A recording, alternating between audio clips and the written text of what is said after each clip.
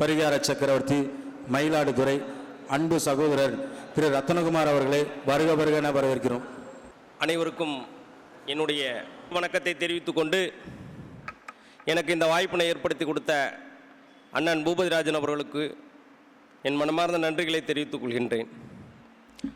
வாழ்க்கையில் எல்லாருக்கும் ரொம்ப முக்கியமான ஒரு விஷயம் என்ன? பணம். அருள் இல்லாருக்கு அவ்வுலகம் இல்லை, பொருள் இல்லாருக்கு இவ்வுலகம் இல்லாங்கியாங்கு அப்படின்னு சொல்லக்கூடிய வள்ளுவரின் வாக்குக்கு இணங்க ஒரு மனுஷனுக்கு வாழ்க்கையில் ரொம்ப ரொம்ப முக்கியம் பணம். அப்போ நம்ம ஜாதகத்தின் அமைப்பின்படி எப்படி பணம் வரும் அப்படிங்கிறத நம்ம என்ன டாப்பிக்காக பேச போகிறோம் அப்படின்னா, நம்மளுடைய பணம் வருவதற்காக நம்ம ஜாதகத்தில் எந்த பாவத்தை இயக்கணும், அதுக்கான பரிகார முறைகள் என்ன அப்படிங்கிறத இப்போ நம்ம பேச போகிறோம். அப்போ பணம் அப்படிங்கிறது எல்லாரும் சம்பாதிக்கக்கூடிய விஷயந்தான். அதாவது ஒரு சாதாரண கூலி தொழிலாளியிலிருந்து இன்றைக்கி அம்பானி வரைக்கும் பணம் சம்பாரிச்சிட்டு தான் இருக்காங்க. ஆனால் அதோட வேரியேஷன்ஸ், அதாவது அந்த டிஃப்ரென்ஸ் தான் வேறு. அப்போ ஒரு நார்மலாக ஒரு கூலி தொழிலாளி ஒரு நாளைக்கு 500லேருந்து 1000 ரூபா சம்பாதிக்கிறார் அப்படின்னா, இது பெரிய மல்டி மில்லியனர்ஸ் டைமிங் கணக்கில், நிமிஷத்தின் கணக்கில் அவங்க எப்படி செயல்படுத்துகிறாங்க, அவங்க எந்த பாவத்தை இயக்குறாங்க, அவங்களுக்கு ஜாதக ரீதியாக எந்த பாவம் பலமாக இருக்கிறதுனால அவங்க பொருளாதாரத்தில் சிறப்பாக இருக்காங்கங்கிற விஷயத்த நம்ம பார்க்கணும். அப்போ நம்ம ஜாதகத்தில் எப்போவுமே வருமானம் வந்துக்கிட்டே இருக்கணும் அப்படின்னா ஜாதகத்தில் 2ஆம் பாவத்தை இயக்கணும். நம்மளோட லக்னத்துக்கு 2ஆம் பாவத்தை நீங்கள் இயக்க பொருளாதார ரீதியான விஷயங்கள் ரொம்ப சிறப்பாக இருக்கும். அப்போ சின்ன அளவில் லட்சங்களில் புரளக்கூடிய பணம் அப்படின்னு எடுத்துக்கிட்டோம்னா அதை சுக்கிரன்னு சொல்கிறோம். அதான் லிக்விடிட்டி கேஷ், பெட்டி கேஷ்னு சொல்லுவோம். அதாவது சில லட்சங்கள் அப்படிங்கிறது சுக்கிரனையும், பெரும் பணம் கட்டுக்கட்டான பணம் பேங்க்கில் பெரிய லெவலில் டெபாசிட் முதலீடுகள் பண்ணக்கூடிய அமைப்பு அப்படின்னு பார்த்துக்கிட்டா குரு அப்படின்னு வச்சுக்கணும். அப்போ பணம் வருவதற்கான கிரகங்கள் அப்படின்னு பார்த்துக்கிட்டிங்கன்னா குருவும் சுக்கிரனும் தான். அப்போ நமக்கு லாபத்தை கொடுக்கக்கூடியது காலபுருஷனுக்கு 11ஆம் இடம்னு சொல்லக்கூடியது சனி பகவான். அப்போ எப்போவுமே லாபம் நல்லா இருக்கணும் அப்படின்னா சனியோட பங்கு ரொம்ப முக்கியம். அப்போ ஜாதகத்தில் ரொம்ப முக்கியமான விஷயங்கள் 2ஆம் பாவாதிபதி எப்போவுமே கெட்டு போகாமல் இருக்கணும். 2ஆம் அதிபதி 6, 8, 12 மறைஞ்சா என்னாகும்? 2ஆம் அதிபதி 6ஆம் இடத்துல இருந்தால் வருமானம் பண்ணக்கூடிய பணம் அனைத்தும் ஒன்று கோர்ட்டு கேஸு, வம்பு வழக்கு, நோய், எதிரி சம்பந்தமான விஷயங்களுக்காகவே நம்ம பணம் போயிட்டே இருக்கும். அவங்களுக்கு எப்போவுமே மெடிக்கல் எக்ஸ்பென்சஸ் இருந்துக்கிட்டே இருக்கும். அப்போ 8ஆம் இடம் அப்படிங்கிறது ஒரு மனுஷனுக்கு தீராத வியாதி, பெரிய பிரச்சனை, லாங் டைம் கோர்ட் கேஸ், அந்த மாதிரி விஷயங்கள் பூர்வீக ஒரு 15 வருஷமாக 20 வருஷமாக கேஸ் நடக்குது அப்படிங்கிற அமைப்பு எல்லாம் பார்த்திங்கன்னா 2ஆம் அதிபதி 8ஆம் அதிபதி தொடர்பு கொண்டுருச்சு அப்படின்னாலே அவங்களுக்கு பார்த்திங்கன்னா எப்போவுமே ஹாஸ்பிட்டலைசரின்னு சொல்லக்கூடிய வீட்டில் நோயாளிகள் இருந்துக்கிட்டே இருப்பாங்க. ஏதாவது ஒரு வகையில் அந்த பணம் செலவாகிட்டே இருக்கும். அப்போ 2 கூட 12க்கு போயிட்டா என்ன ஆகும்? நேச்சுரலாகவே 12ஆம் பாவம் விரய பாவம். அப்போ சம்பாதிக்கக்கூடிய பணங்கள் அனைத்துமே விரயமாகவே போயிட்டுருக்கோம். அப்போ ஜாதகத்தில் 2ஆம் பாவம் ரொம்ப முக்கியமான பாவம். அந்த பாவத்தை நாம் எப்படி இயக்குறோமோ அதற்கு தகுந்த மாதிரி நம்மளுக்கு பொருளாதாரம் நல்ல முறையில் வந்துக்கிட்டே இருக்கும். உதாரணமாக குரு அப்படிங்கிறது பணத்தை குறிக்கக்கூடிய கிரகம்னு சொல்லிட்டா, இப்போ இது ப்ராப்பராக 2, 5க்கு உரியவராக விருச்சிக லக்னத்துக்கு 2க்கும் 5 கூடியனாவே குரு வந்துடுறாரு. அப்போ குரு தான் பெரும் பணம். அப்போ நீங்கள் எப்படி வழிபாடுகளை நீங்கள் எடுத்துக்கிட்டால் பணம் வருங்கிற விஷயத்தை நம்ம பார்க்கணும். அப்போ எப்போவுமே கிரகங்கள் 6, 8, 12 மறைஞ்சிருச்சு அப்படின்னா நம்ம என்ன பரிகாரம் சொல்லுவோம்? என்னோடய கிளைண்ட்டு ஒருத்தர் சொல்கிறாரு, ஐயா எனக்கு 2ஆம் அதிபதி ஜாதகத்தில் 12ஆம் இடத்துக்கு போயிட்டார். இந்த கிரகநிலையை நம்ம மாற்ற முடியுமா? நிச்சயமாக மாற்ற முடியாது. அப்போ என்ன அர்த்தம்? வரக்கூடிய வருமானம் நிச்சயமாக விரயமாகும்னு தெரிஞ்சு போச்சு. அப்போ 2ஆம் பாவம் அப்படிங்கிறது வருமானம், 12ஆம் பாவங்கிறது விரயம் ப்ளஸ் பாதத்தை குறிக்கக்கூடியதும் காலை குறிக்கக்கூடியதும் 2ஆம் பாவம் தான். ஸோ 2ஆம் அதிபதி யாருக்கெல்லாம் 12ஆம் இடத்துல இருக்கோ உங்களுடைய வருமானத்தை ஏழை எளிய மக்களுக்கு செருப்பு வாங்கி தானமாக கொடுங்க. சரி ஐயா, நான் சம்பாதிக்கிறதே ஒரு நாளைக்கு 1000 ரூபா தான், அதில் நான் ஒரு செருப்பு 100 ரூபாய்க்கு 200 ரூபாய்க்கு வாங்கிட்டால் என்னால் ப்ராப்ளம், என்னோட குடும்பத்தோட அந்த பற்றாக்குறையை சமாளிக்க முடியாது அப்படின்னா 2ஆம் அதிபதி 12ஆம் இடத்துல இருக்கிறா. அப்போ 12ஆம் இடம் பாதம்னு சொல்லிட்டோமா? அப்போ 2ஆம் அதிபதி உங்கள் ஜாதகத்தில் எங்கே இருக்காரோ அந்த கிழமை என்று அந்த கோவிலில் போய் நீங்கள் அடிப்பிரதட்சணை பண்ணுங்கள். ஏன்னா 12ஆம் இடம் தான் காலு. ஸோ அடிப்பிரதட்சணை பண்ணும்போது உங்களுக்கு விரய பாவங்கள் தடுக்கப்படும், வருமானங்கள் ஆட்டோமேட்டிக்காக உங்களுக்கு செலவுகள் குறைஞ்சி வருமானத்தை பெருக்கக்கூடிய அமைப்பு ஆட்டோமேட்டிக்காக ஏற்பட்டுரும். அப்போ நீங்கள் உங்கள் ஜாதகத்தின்படி எப்படி நீங்கள் வந்து அதை வந்து பயன்படுத்துகிறீங்க அப்படிங்கிறது தான் ரொம்ப ரொம்ப முக்கியம். அப்போ 2ஆம் அதிபதி ஜாதகத்தில் 8ஆம் இடத்துல போயிட்டுனா என்ன அர்த்தம்? 8ஆம் இடம்ங்கிறது அவசர சிகிச்சை, 8ஆம் இடம்ங்கிறது ஆம்புலன்ஸ். அப்போ ஆம்புலன்ஸ் டிரைவருக்கு உங்களோட வருமானத்திலேருந்து ஒரு பகுதியை மாதம் ஒரு முறை உணவு தானமாக கொடுக்கலாம். அப்படி இல்லையா 8ஆம் இடம் வந்து கழிவறை. அப்போ கழிவறை, துப்புரவு பணியாளர்கள், கழிவறையை சுத்தம் பண்ணக்கூடியவர்களுக்கு உங்களுடைய வருமானத்திலேருந்து ஒரு பகுதி எடுத்து ஏதாவது ஒரு தர்மம், ஒன்றும் பெருசாக செய்வேணும், ஒரு டீ, ஒரு வடை, ஒரு காஃபி, ஒரு பஜ்ஜி, இதெல்லாம் என்ன ஆக போகுது? நம்ம கூட வந்தால் ஒருத்தவங்க செய்ய போகிறோம். அப்போ நம்மளோட வருமானத்தை செலவு இல்லாமல் ஆக்கணுங்கும்போது ஒரு காஃபி டீ நம்ம செலவு பண்ண மாட்டோமா? இப்போ நம்ம கூட 4 பேர் வந்தாலும் வாங்கி தானே கொடுக்க போகிறோம். அப்போ நாமளே அந்த விஷயத்தை நேச்சுரலாகவே கிரியேட் பண்ணிக்கிறது. அப்போ 2ஆம் அதிபதி ஜாதகத்தில் வந்து உங்களுக்கு 6ஆம் இடத்துல இருந்துருச்சு அப்படின்னா என்ன செய்யணும்? உங்களோட வருமானம் நோய்க்கு தான் போகுது, கடனுக்கு தான் போகுது, அதே போல் எதிரி சம்பந்தமான விஷயங்களுக்கான போகுது அப்படின்னா என்ன செய்யணும்? ஆட்டோமேட்டிக்காக நோய்வாய்ப்பட்டவர்களுக்கு உங்களால் முடிஞ்சது ஏதாவது தான தர்மம் பண்ணிட்டே இருங்க. அப்போ 6ஆம் இடம்ங்கிறது என்ன? அடிவயிறு சம்மந்தமான பிரச்சனை, இந்த மாதிரி உள்ளவங்களுக்கு ஒன்றும் இல்லை, ஒரு ஜெலுசில் பாட்டில் வாங்கி தானமாக கொடுத்துருப்பாருங்க. ஆட்டோமேட்டிக்காக உங்களோட வருமானம் நிச்சயமாக தேவையில்லாத செலவுகளை குறைக்கும்.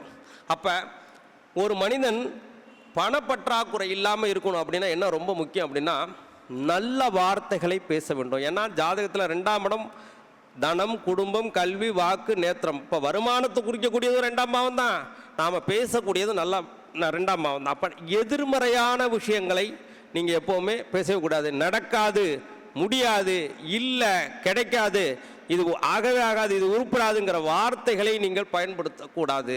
அதாவது எப்படின்னா நல்ல வார்த்தைகளை பயன்படுத்தணும். வீட்டில் உங்கள் மனைவிட்ட கூட சொல்லி வைங்க, இந்த பொருள் இல்லை வாங்கிட்டு வாங்கன்னு சொல்லாமல் எனக்கு இந்த பொருள் வேணும். இப்போ உங்கள் வீட்டில் வந்து ஒரு தோரம்பருப்பு இல்லை அப்படின்னா அவங்க என்ன சொல்லணும்? வரும்போது தோரம்பருப்பு வாங்கிட்டு வாங்க. என்னங்க? தோரம்பருப்பு வாங்கிட்டு வாங்க, தோரம்பருப்பு வேணும்னு சொல்லணும். வீட்டில் தோரம்பருப்பு இல்லை அப்படின்னு 6 மணிக்கு மேலே சொன்னாங்கன்னா அது இல்லை தான். அப்போ எல்லாமே நாம் சொல்லக்கூடிய வார்த்தைகளில் தான் இருக்குது. நல்ல குடும்பங்கிறதுக்கும் நல்ல குடும்பம் அப்படிங்கிறதுக்கும் நிறைய வித்தியாசம் இருக்குது. அப்போ நீங்கள் பயன்படுத்தக்கூடிய வார்த்தைகள் 2ஆம் பாவத்தை ஆக்டிவேட் பண்ணணும். அப்போ நீங்கள் நல்ல வார்த்தைகளை நீங்கள் வேணுங்கும்போது ஆட்டோமேட்டிக்காக கிடைக்க ஆரம்பிச்சிடும். அதே போல் நாம் என்ன சூழ்நிலையில் இருந்தாலும் அவையார் சொன்ன மாதிரி கந்தலானாலும் கசக்கி கட்டு. அப்போ நம்மள்கிட்ட இருக்கிறது பழைய ஆடையாக இருந்தாலும் நல்ல நீட்டாக அழகாக துவைச்சி அயன் பண்ணி போடும்போது சுக்கிரனோட பலம் பரிபூர்ணமாக கிடைக்கும். அதே போல் கைகளில் அழுக்கு சேராமல் இருக்கிறது ரொம்ப நல்லது. ஏன்னா 2ஆம் பாவத்துக்கு 2ஆம் பாவம் 3ஆம் பாவம். இப்போ 3ஆம் பாவங்கிறது கை. எப்போவுமே க்ளீன் யுவர் ஹேண்ட்ஸ் அப்படின்னு சொல்கிற மாதிரி கைகள் எப்போவுமே சுத்தமாக இருக்கிறது ரொம்ப வருமானத்தை இன்க்ரீஸ் பண்ணி கொடுக்கும். அதே போல் உங்களுக்கு வருமானத்தில் தடை இருக்குது, தொழிலில் தடை இருக்குது அப்படின்னா உங்களோட செருப்பு இருக்குது இல்லையா, செருப்பை ஆட்டோமேட்டிக்காக மாற்றிடுங்க. ஆட்டோமேட்டிக்காக உங்களுக்கு பொருளாதாரத்தில் நல்ல டெவலப்மெண்ட் உண்டு. ஏன்னா காலபுருஷனுக்கு 10ஆம் இடமும் கர்மஸ்தானமும் ஜீவனஸ்தானமும் 11ஆம் அதிபதி லாபஸ்தானமும் சனி பகவானாக இருக்கனால எப்போவுமே உங்கள் செருப்பு பிஞ்சு போனதை தச்சு போடுற பழக்கத்தை விட்டுருங்க. ஏன் அப்படின்னா ஒரு மனுஷன் 100 ரூபாய்க்கு கூட செருப்பு வாங்க முடியாத அளவுக்கு இப்போ யாரும் வறுமையில் இல்லை எனக்கு தெரிஞ்சு. ஏன் அப்படின்னா இப்போ ஜாதகம் பார்க்குறவங்கள்ட்ட தான் பார்கெயின் பண்ணுறாங்க. ஐயா ஜாதகத்துக்கு ஃபீஸ் 1500 2000 குறைக்கலாமான்னு. இதே ஒரு கார்பெண்டரையோ ஒரு வீட்டுக்கு எலக்ட்ரிஷியனையோ பிளம்பரையோ ஒரு கொத்தனாரையோ கூப்பிட்டு பாருங்கள், சார் ஒரு நாளைக்கு வந்து 1200 எனக்கு வருமானம், அது கொடுத்துருங்க. எந்தாவது நீங்கள் உங்கள் வீட்டில் ஒர்க் பண்ணுறவங்களுக்கு யாராவது நீங்கள் விலை குறைச்சி கொடுத்துருக்கீங்களா? கார்பெண்டருக்கு ஏதாவது கொடுத்துருக்கீங்க விலை கம்மியாக? அவரோட சம்பளம் வந்து ஒரு நாளைக்கு 800 900 500 கொடுத்தா வாங்கிக்குவாரா? அப்போ யாருமே அந்த சூழ்நிலையில் கூட இல்லை. அப்போ நல்ல செப்பல்களை பயன்படுத்தும் போது உங்களுக்கு பொருளாதார தடைகள் இருக்காது. அதே போல் எப்போவுமே நறுமணம் வீசக்கூடிய சுக்கிரனை ஆக்டிவேட் பண்ணக்கூடிய பர்ஃப்யூம்ஸை நிறைய பயன்படுத்துங்க. ரொம்ப சிம்பிள், 10 ரூபா 15 ரூபாய்க்கு அருமையான ஜவ்வாது புணுகு எல்லாமே கிடைக்குது நல்ல. ஏன்னா வெயில் காலம் எல்லாருக்கும் வேர்வை ஸ்வெட்டிங் ஜாஸ்தியாக இருக்குது. ஸோ நிறைய வந்து நீங்கள் வாசனையான பொருட்களை பயன்படுத்தும் பொழுது உங்களுக்கு சுக்கிரனோட அம்சம் பரிபூர்ணமாக கிடைக்கும். அதே போல் 2ஆம் இடம், யார் உணவு ரொம்ப குறைச்சி சாப்பிட்றாங்களோ அவங்களுக்கு பணப்பற்றாக்குறை ஏற்படும். ஏன்னா 2ஆம் இடம் தான் வாயா. அப்போ நல்ல உணவுகளை சாப்பிடுங்க. உங்களுக்கு பொருளாதார தடை இருக்குன்னா நல்ல ஹோட்டலில் போய் நல்லா சாப்பிட்டுட்டு வாங்க. இல்லை ஏதாவது ஒரு பொருளை வாயில் போட்டு மென்று நல்லா சாப்பிடும் போது உங்களுக்கு 2ஆம் பாவம் ஆட்டோமேட்டிக்காக இயங்க ஆரம்பிச்சிடும். அதே போல் காலையில் எழுந்திருச்சு நான் நிறைய இதில் சொல்லியிருக்கேன், யார் ஒருத்தவங்க கழிவறையில் ரொம்ப நேரம் அதிகமாக டைம் ஸ்பெண்ட் பண்ணுறாங்களோ அவங்களுக்கு பொருளாதாரத்தில் தடை ஏற்படும். ஏன் அப்படின்னா டாய்லெட்டில் யாரெல்லாம் ரொம்ப நேரம் போய் சில பேர் 1 மணி நேரம் ஆகியும் நம்ம வெளியில் போய் ஒரு ஆள் தட்டுற மாதிரி அமைப்பு ஏற்படுத்துறதுக்கு காரணம் என்ன அப்படின்னா 8ஆம் பாவம் இயங்கக்கூடிய இடம் கழிவறை. அப்போ யாரெல்லாம் பாத்ரூமில் போய் 8ஆம் இடத்துல ரொம்ப நேரம் டைம் ஸ்பெண்ட் பண்ணுறீங்களோ அந்த அமைப்பு ஏற்படுத்திடும். அப்போ யாருக்கெல்லாம் வைரமுத்து சொன்ன மாதிரி இரவு தூங்கும்பொழுது மலச்சிக்கல் இல்லாமல் காலையில் எழுந்திருக்கும் போது மலச்சிக்கல் இல்லாமல் இருக்கணுங்கிற மாதிரி யாருக்கெல்லாம் அந்த விஷயங்கள் ப்ராப்பராக இருக்கோ அவங்களுக்கு பணத்தட்டுப்பாடு வராது. சரிங்களா? சரி, அப்படியே இருக்கு, என்ன பண்ணுறது? நமக்கு போனால் இவ்வளோ நேரம் பிரச்சனை அப்படின்னா ரெகுலராக திரிபலாசுரணம் அப்படின்னு ஒரு பொருள் இருக்குது. அதை வந்து நீங்கள் வெந்நீரில் கலந்து இரவு தினமும் சாப்பிட்டாங்க 8ஆம் இடத்துல ரொம்ப நேரம் இருக்கக்கூடிய அமைப்பு ஏற்படாது. அதே ரொம்ப பிரச்சனையாக இருக்குது, எந்த நேரமும் எனக்கு போயிட்டே இருக்க மாதிரி இருக்குன்னா அதை பச்சை தண்ணியில் கலந்து குடிங்க, ஆட்டோமேட்டிக்காக அந்த பிரச்சனைகள் சால்வ் ஆகிடும். சரிங்களா? இயற்கையாகவே வாரம் ஒரு முறை புதன்கிழமையில் நாயுருவி வேர் அப்படின்னு சொல்லக்கூடிய புதனோட ஆதிக்கம் உள்ள வேரை நீங்கள், ஏன்னா சுக்கரன் காலபுருஷனுக்கு 2ஆம் இடம் ரிஷப வீடு, ரிஷப வீட்டுக்கு 2வது வீடு மிதுன வீடு. அப்போ மிதுன வீட்டுக்கு உள்ள வந்து பார்த்திங்கன்னா நாயுருவி வேர். அந்த நாயுருவி வேரில் பல் துளைக்கிட்டே வந்தீங்கன்னா உங்களுக்கு பொருளாதார ரீதியான பிரச்சனைகள் இருக்காது. நாயுருவி, நான் போய் சிட்டியில் இருக்க எனக்கு நாயுருவி தேட முடியல அப்படின்னா நாயுருவி பொடி அப்படின்னு சொல்லிட்டு நாட்டு மருந்து கடையில் இருக்குது, அந்த பொடியை வாங்கி நீங்கள் பல் துளக்க பயன்படுத்தி பாருங்கள். சரிங்களா? ஏன் அப்படின்னா 2ஆம் இடம்ங்கிறது வாய், 3ஆம் இடம்ங்கிறது விரல். அதை ப்ரஷ் பண்ணாமல் விரலால் பல் விளக்கி பாருங்கள், ஆட்டோமேட்டிக்காக உங்களுக்கு பொருளாதார ரீதியான பிரச்சனைகள் இருக்காது. அதே போல் வருமானத்தில் தடை ஏற்படுது அப்படின்னா ஒரு ட்ராப், அதாவது 16 முறை வாய் கொப்பளிச்சு பாருங்கள், உங்களுக்கு பொருளாதார ரீதியான பிரச்சனைகள் முழுக்க முழுக்க சரியாகிடும். அதே போல் குளிக்கக்கூடிய இடங்கள், அதாவது குளிக்கக்கூடிய திசைகள் ரொம்ப முக்கியம். எப்போவுமே தெற்கு பார்த்தோம், அதே போல் மேற்கு பார்த்தும் குளிக்கிறத அவாய்ட் பண்ணுங்கள். நீங்கள் பொதுவாகவே குளிக்கக்கூடிய இடங்களில் கிழக்கு பார்த்து வடக்கு பார்த்து குளிங்க, ஆட்டோமேட்டிக்காக உங்களுக்கு பொருளாதார ரீதியான பிரச்சனைகள் நிவர்த்தி ஆகிடும். அதே போல் குளித்து முடிச்சுட்டு முதுகை தான் முதல்ல துடைக்கணும், அடுத்தது உடம்பு துடைக்கணும். இதை ப்ராப்பராக ஃபாலோ பண்ணுங்கள். அதே போல் குளித்த தண்ணியை முழுமையாக ஊற்றிட்டு க்ளீன் பண்ணிவிட்டு வாங்க. சில பேர் பார்த்தீங்கன்னா ஒரு பக்கெட்டில் 2 பக்கெட் தண்ணி குளிச்சுட்டு மீதி 3வது பக்கெட்டில் அரை பக்கெட் தண்ணியை வச்சுட்டு வந்துடுவாங்க. அப்போ மிச்சம் வைக்கக்கூடாது, ஏன்னா அது நல்ல தண்ணி கிடையாது, நீங்கள் குளித்த சோப்பு நுரப்பட்ட அழுக்கு தண்ணியாக இருக்கும். அப்போ முழுமையாக அதை வெளியேற்றிட்டு வந்துடுறது ரொம்ப நல்ல பலன்களை செய்யும். அதே போல் இரவு தூங்குவதற்கு முன்னாடி நல்ல காலை கழுவிட்டு நல்லெண்ணெய் போட்டு காலை நல்லா மசாஜ் பண்ணிவிட்டு தூங்குங்க, ஆட்டோமேட்டிக்காக உங்களுக்கு பொருளாதார ரீதியான தடைகள் பரிபூர்ணமாக நிவர்த்தி ஆகிடும். சரிங்களா? அப்போ இதெல்லாமே பணம் தேவையில்லாமல் விரயமாகாமல் இருக்க நம்மளுக்கு வந்து எப்போவுமே வந்து செல்வகராட்சம் பரிபூர்ணமாக இருக்கிறதுக்கான பரிகாரங்கள். அப்போ நாம் உணவில் எடுத்து, உணவு தான் ஒரு மனிதனோட உணர்வு. நீங்கள் என்ன உணவு அதிகமாக சாப்பிட்றீங்களோ அதோட பிரதிபலிப்பு உங்களோட பேச்சுலேயும் உங்களோட ஆக்டிவிட்டீஸ்லையும் தெரியும். அப்போ பணம் சார்ந்த உணவுகள் அப்படின்னு இருக்குது. பணம் சாப்பிட்டா பணம் வருமா அப்படின்னு கான்செப்ட் இருக்கா? நிச்சயமாக இருக்குது. நீங்கள் வெள்ளிக்கிழமையில் சுக்கிரஹோரையில், அதாவது மேக்சிமம் முஸ்லீம்ஸ் தான் இதை பயன்படுத்துகிறாங்க, நாம் பயன்படுத்துறதில்ல. வெள்ளிக்கிழமையில் அசைவ உணவு, அதாவது அபிஜித் நேரம்னு சொல்லக்கூடிய அவங்க அதாவது 12:45 1:15 தொழுகை முடிச்சுட்டு அவங்க வந்து அசைவ உணவு சாப்பிடுவாங்க. அதே போல் எந்த முஸ்லீமுமே பாருங்கள் எவ்வளோ ஏழ்மை நிலையில் இருந்தாலும் அவங்களோட ட்ரெஸ்ஸிங் சென்ஸ் வந்து பக்காவாக இருக்கும். ஏன் அப்படின்னா எப்போவுமே ஆடை அப்படிங்கிறது சுக்கிரன், அழுக்கு இல்லாமல் நல்ல வஸ்திரம், அதாவது பழசாக இருந்தால் கூட நல்லா வாஷ் பண்ணி அயன் பண்ணி கட்டுவாங்க. நம்ம என்ன செய்வோம்? ஒரு கைலியை வாங்கி இல்லை ஒரு வேட்டியை வாங்கி 10 வருஷம் பயன்படுத்துவோம். ஒரு மனிதன் வந்து அந்த அளவுக்குலாம் வறுமையில் போல. ஏன் அப்படின்னா 100 ரூபாய்க்கு எனக்கு வேட்டி கிடைக்குது. சரி, அதுவும் ஈரோடு சொல்லவே வேண்டாம், ஆட்டோமேட்டிக்காகவே வேஷ்டிகள் உற்பத்தி செய்யக்கூடிய இடம். ஸோ நல்ல உடைகளை நீங்கள் பயன்படுத்த உங்களுக்கே கான்ஃபிடென்ட் வர ஆரம்பிச்சிடும். ஏன் அப்படின்னா சுத்தமான இடத்தில் தான் லக்ஷ்மி வாசம் செய்வா, அசுத்தமான இடங்களில் லக்ஷ்மியோட அக்கா மூதேவி தான் வாசம் செய்வா அப்படின்னு சொல்கிற மாதிரி நீங்கள் பயன்படுத்தக்கூடிய பொருட்கள். சில பேருக்கு பாருங்கள், ஃபோனை பார்த்தீங்கன்னு வச்சுங்களேன், கீழே விழுந்து டெம்பர் கிளாஸ் எல்லாம் பிஞ்சு நாராக தொங்கும். அந்த யாராவது ஒரு நிமிஷம் ஃபோனை கொடுங்கன்னா கூட நம்ம கையால் வாங்க முடியாது. ஏன் அப்படின்னா கம்யூனிகேஷன் அப்படிங்கிறது ஃபோனு. நம்ம ஃபோன் எந்த அளவுக்கு நீட்டாக வச்சுக்கிறோமோ அந்த அளவுக்கு வருமானம் வரும். எப்படி அப்படின்னா நான் தான் சொல்லிட்டேனே, 2ஆம் இடம் பேச்சு, 3ஆம் இடம் கம்யூனிகேஷன். அப்போ 2க்கு 2. அப்போ நம்ம ஃபோனை நல்லா ப்ராப்பராக நீங்கள் பயன்படுத்த ஆட்டோமேட்டிக்காக நல்ல விஷயங்கள் வர ஆரம்பிச்சிடும். அதே போல் உங்களை உணவு சொன்னேன் இல்லையா, அப்போ முஸ்லீம்கள் மட்டும்தான் வெள்ளிக்கிழமையில் 1 to 2 நான்வெஜ் சாப்பிட்றாங்க. நம்ம வெள்ளிக்கிழமையில் நான்வெஜ் சாப்பிடக்கூடிய பழக்கம் இல்லை. அதனால் வெள்ளிக்கிழமையில் 1 to 2 நல்ல மசாலா போட்ட நல்ல வெஜிடபிள் பிரியாணி சாப்பிட்டு பாருங்கள், ஆட்டோமேட்டிக்காக உங்களுக்கு பொருளாதார ரீதியான பிரச்சனைகள் பரிபூர்ணமாக குறைய ஆரம்பிச்சிடும். அதே போல் மசாலா உணவுகள் நீங்கள் நிறைய சாப்பிட நல்ல விஷயங்கள் நடக்கும். அதே போல் ஒரு விஷயத்துக்கு போகிறீங்க, அந்த விஷயம் சக்ஸஸ் ஆகணும், ஒருத்தவங்கள்ட்ட பேசுகிறீங்க அப்படின்னா உணவில் ஸ்வீட் சாப்பிட்றது எதுக்கு? அப்போ ஆட்டோமேட்டிக்காக ₹1 நான் 1000 வரைக்கும் சாக்லேட்ஸ் இருக்குது, சாக்லேட் நீங்கள் சாப்பிடுங்க. அதே போல் ஐஸ்கிரீம் சாப்பிடுங்க. இதெல்லாம் சுக்கிரனை பரிபூர்ணமாக இயக்கக்கூடியது. சரி, இப்போ இதெல்லாமே உங்களுக்கு நல்லா இருந்தது, இயற்கையாகவே இருந்ததுன்னா உங்களுக்கு செல்வ கடாட்சம் பரிபூர்ணமாக இருக்கும். 2ஆம் அதிபதி ஜாதகத்தில் யாருக்கெல்லாம் 11ஆம் இடத்துல சேர்ந்ததோ அவங்கெல்லாம் நினைக்கவே வேண்டாம், பணம் கொட்டுன்னு கொட்டும். இல்லை 2ஆம் அதிபதி மேலே கோச்சார குருவோ கோச்சார சுக்கிரனோ போகும்போது ஆட்டோமேட்டிக்காக பணம் வர ஆரம்பிச்சிடும். அப்போ 12 பாவத்துக்கும் உள்ளவங்க 2ஆம் இடத்தை எப்படி ஆக்டிவேட் பண்ணால், எந்த கோயிலுக்கு போனால் அது வெற்றியை கொடுக்கும் அப்படின்னா, மேஷ ராசியில் உள்ளவங்க மேஷத்துக்கு 2ஆம் இடம்னு சொல்லக்கூடிய ரிஷப வீடு. அப்போ ரிஷப வீட்டில் சுக்கிரன் ஆட்சியாக இருக்கார். அப்போ சுக்கிர ஸ்தலம்னு சொல்லக்கூடிய ஸ்ரீரங்கம் போயிட்டு காலையில் 6:30 மணிக்கு சுக்கிர ஓரையில் வழிபாடு பண்ணுறதும் நல்ல பலன்களை கொடுக்கும்.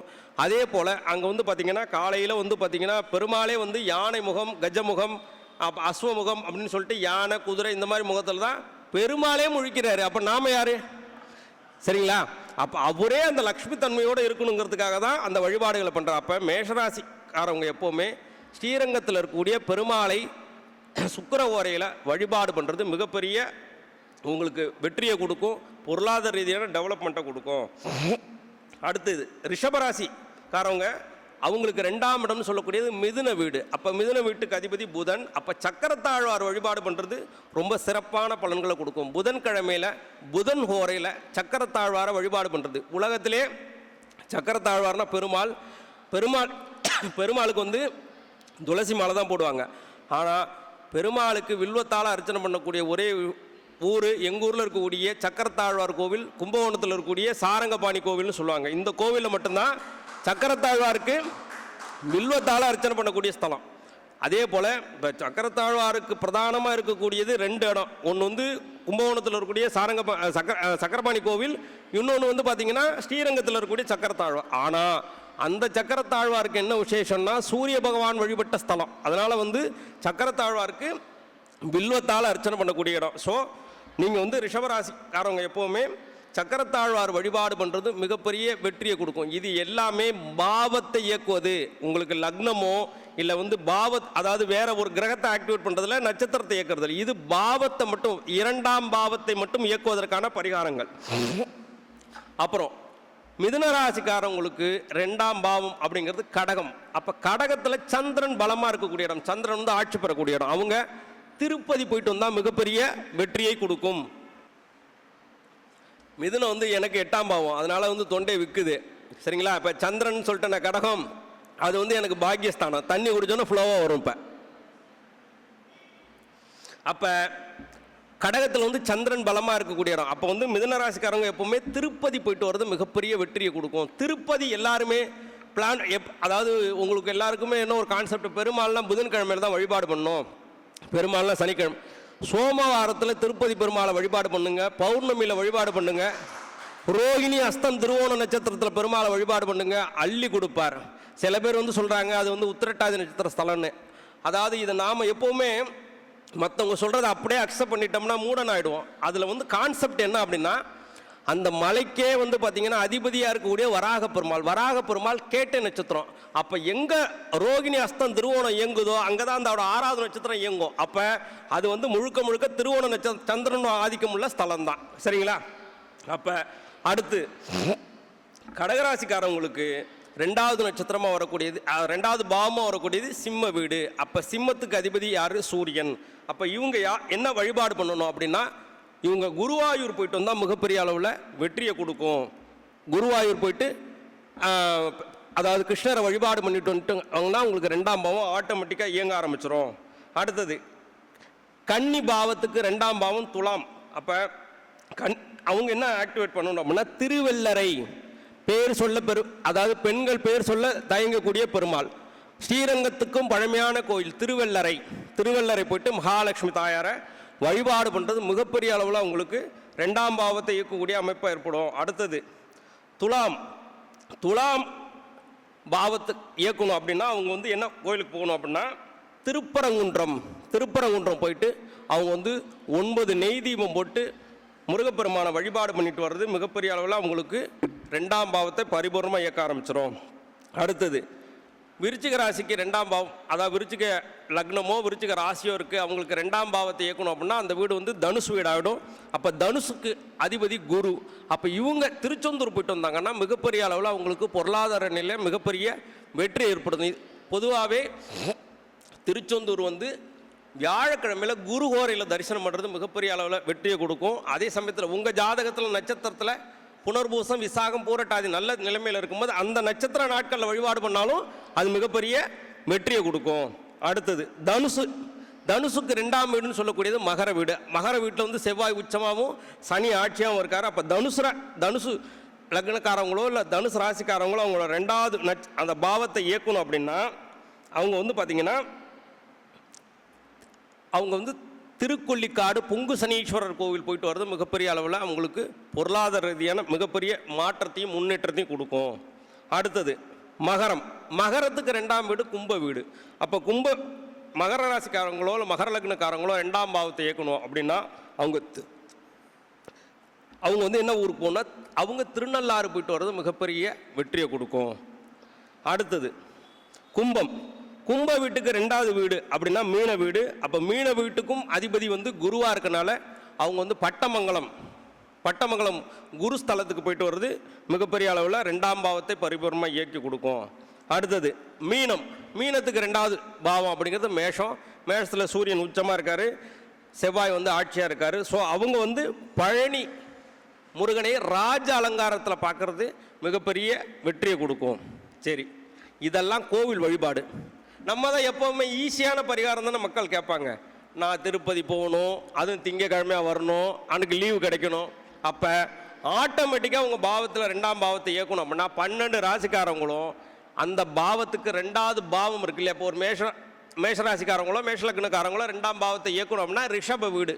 அப்போ ரிஷப வீட்டு உங்களுக்கு ரெண்டாம் பாவமாக இருக்கனால வெள்ளிக்கிழமை சுக்கிர ஓரையில் ஸ்வீட் வாங்கி நீங்களும் சாப்பிடுங்க, மற்றவங்களுக்கு தானமாக கொடுங்க. வெள்ளிக்கிழமையில் ஒயிட் கலர் சட்டை போடுங்க, ஆட்டோமேட்டிக்காக அந்த பாவம் இயங்க ஆரம்பிச்சிடும். சரிங்களா? அதே போல் ரிஷபராசிக்காரவங்க மிதுன பாவத்தை ஆக்டிவேட் பண்ணால் என்ன செய்யணும்? புதன்கிழமையில் பச்சை கலர் சட்டை யூஸ் பண்ணுங்க. குழந்தைகளுக்கு ஸ்வீட்ஸ் வாங்கி கொடுங்க. புதன்னா குழந்தைகள் தானே, சரிங்களா? பள்ளிக்கூடம் அப்படிங்கிறது ரெண்டாம் பாவம், எல்லாரும் படிக்கக்கூடிய இடம். ஒரு மிதுன வீடுங்கிறது காற்று வீடு. ஃபேன் வாங்கி கொடுங்க, எல்லாரும் காற்றுல ஜம்முன்னு உட்காரட்டும். உங்கள் பாவம் ஆட்டோமேட்டிக்காக எங்கே பணம் வரதானே போகுது, சரிங்களா? அடுத்த மிதுன வீட்டுக்கு ரெண்டாம் வீடு கடக வீடு. கடக வீடு சந்திரன் பலமாக இருக்கக்கூடிய இடம். அப்போ இந்த மாதிரி ஒரு குரு ஜோதிட ஆராய்ச்சியாளர் சங்கம் மாதிரி எத்தனையோ ஸ்கூலில் வந்து நல்ல குடிநீர் இல்லை, ஆர்ஓ வாட்டர் ஒன்று போட்டு கொடுங்க. ஆட்டோமேட்டிக்காக இந்த தண்ணியை பயன்படுத்த ஏன் அப்படின்னா டெய்லி மாறக்கூடிய பிளானட் என்ன பிளானட்டு? சந்திரன் தான். அப்போ சந்திரன் தண்ணியை நீங்கள் கொடுக்க ஆட்டோமேட்டிக்காக உங்களுக்கு வருமான ரீதியான விஷயங்கள் பெருகிக்கிட்டே இருக்கும். அப்போ ஒரு கிரகத்தை நீங்கள் பாவ ரீதியாக கோவில்களில் போய் வழிபாடு பண்ணலாம், நாம் செய்யக்கூடிய ஆக்டிவிட்டிஸ் வழியாகவும் சேஞ்ச் பண்ணலாம். சரிங்களா? நீங்கள் அதை எப்படி பயன்படுத்துறீங்கிறது தகுந்த மாதிரி அது வெற்றியை கொடுக்கும். அப்போ பணம் வரல அப்படின்னா என்ன ஈஸியான வழி? இது சுக்கிரமேடா, இந்த கையை டெய்லியும் ஒரு 6 முறை அழுத்தி விடுங்க, ஆட்டோமேட்டிக்காக பணம் வரும். அதே போல் சுக்கரனோட சிம்பிளை இந்த இடத்துல வரைங்க, பிங்க் கலர் பேனாவில் வரைஞ்சி லேசாக ஜவ்வாது இல்லை அத்தர் பர்ஃப்யூம் எடுத்து இதில் தடவுங்க. பணம் வரலன்னு எனக்கு கேளுங்க, ட்ரை பண்ணி பாருங்கள். நீங்கள் பயன்படுத்தினா மட்டும்தான் உங்களுக்கு சக்ஸஸ் தெரியும். சில பேருக்கு ஒரு நாளில் தெரியலாம், சில பேருக்கு 2 நாளில் தெரியலாம், வருட கணக்கெல்லாம் தெரியாமலாம் இருக்காது. ஏன் அப்படின்னா ஒரு விஷயத்தை நீங்கள் கேட்குறீங்கன்னா எப்போவுமே பயிற்சி முயற்சி, அப்போ தான் முழு சதவீத தேர்ச்சி. சரிங்களா? அப்போ நீங்கள் எப்படி அதை பயன்படுத்துகிறீங்களோ அந்த அளவுக்கு உங்களுக்கு செல்வ கடாட்சம் பரிபூர்ணமாக கிடைக்கும் அப்படின்னு சொல்லிட்டு இந்த வாய்ப்பினை எனக்கு ஏற்படுத்தி கொடுத்த அண்ணன் பூபதிராஜன் அவர்களுக்கு நன்றிகளையும் வணக்கத்தையும் தெரிவித்துக் கொள்கின்றேன். நன்றி, வணக்கம்.